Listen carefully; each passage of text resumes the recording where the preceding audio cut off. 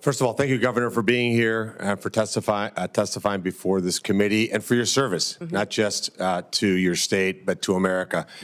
9 years ago today, we met in probably the coldest day I've ever been in my life in Iowa, as you and I were making phone calls and whipping up votes for Republicans in Iowa. My wife, Bridget, who's here, got a chance to meet you. And we left Iowa saying, that person's really going to go far. And here we are 9 years later. You've been an amazing governor, amazing congresswoman, and now you're going to make an even better Secretary of the Department of Homeland Security. So I think sometimes in D.C. we tend to complicate things. There is a current Secretary of Homeland Security. So why don't we take this opportunity to do a little job review and compare and contrast him to you. So just if you don't mind, I'll ask you some questions and you can give me an answer. Secretary Mayorkas allowed you said it, just about 400 people on a terror watch list to come into this country illegally. If you were confirmed as Secretary of Homeland Security, how many people on the terror watch list would you allow into this country?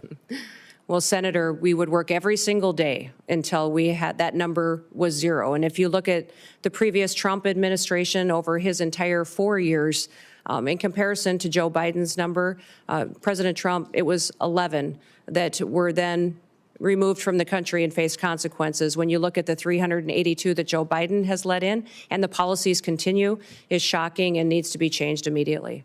Mayorkas let in about 12,000 murderers. How many would you target to let into this country? My goal every day would be to have no murderers allowed into this country and our communities. Mayorkas allowed 16,000 rapists. How many would you target to let in? Every day I'd work to make sure that there was none let into this country. He let 600,000, Mayorkas, 600,000 people with criminal convictions. How many would you allow in?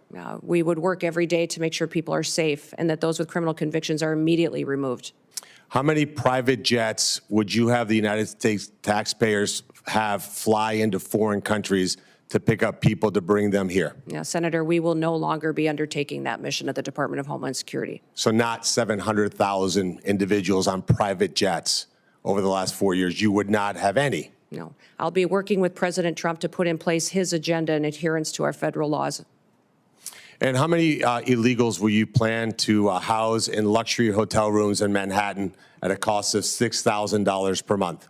Sir, clearly, Senator, during this election, the American people said they did not support that and that would not be a part of this new administration. How about sex change operations for illegals? How many of those would you suspect you would fund?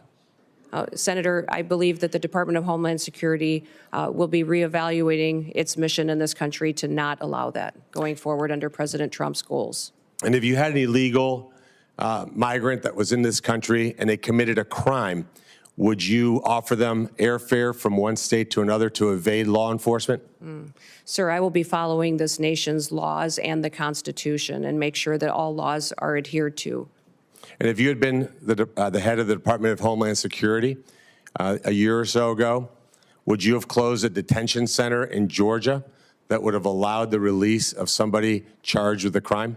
Sir, I don't have the specifics to that situation, but certainly that would not be something that I would want to have under my watch. So just to be clear, Lakem Riley would be alive today if you had been the Secretary of Homeland Security. Senator, my hope is that would be true, yes.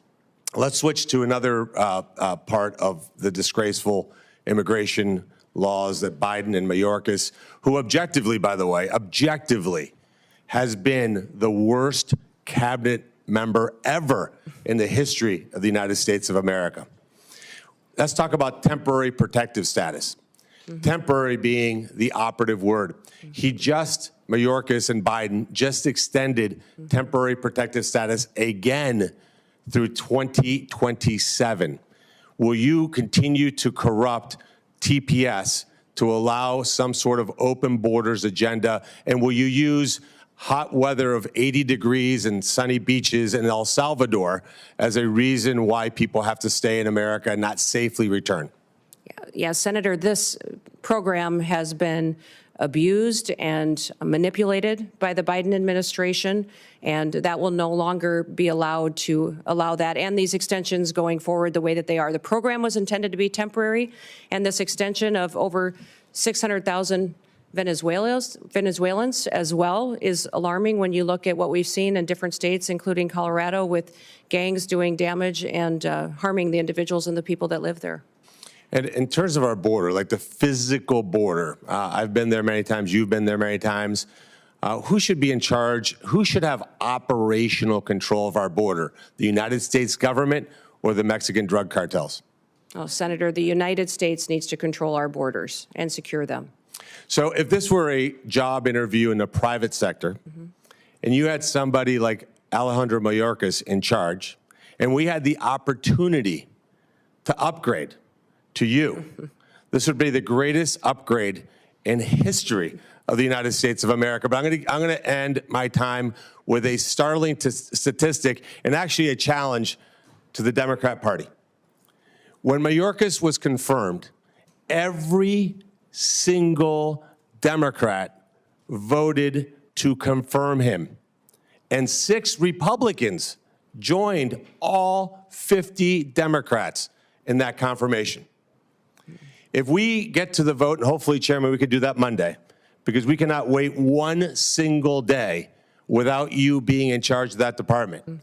We should have 100%, 100 senators vote for your confirmation. This will be the litmus test, in my mind, as to whether we have a Democrat Party that's actually serious about doing bipartisan things like securing this country and protecting our citizens. Any Democrat that voted for Mayorkas that does not vote for you should be in front of their voters and removed from office. Thank you for serving, Brian. Thank you for being here, for putting up with the nonsense that you guys have had to put up with over the years.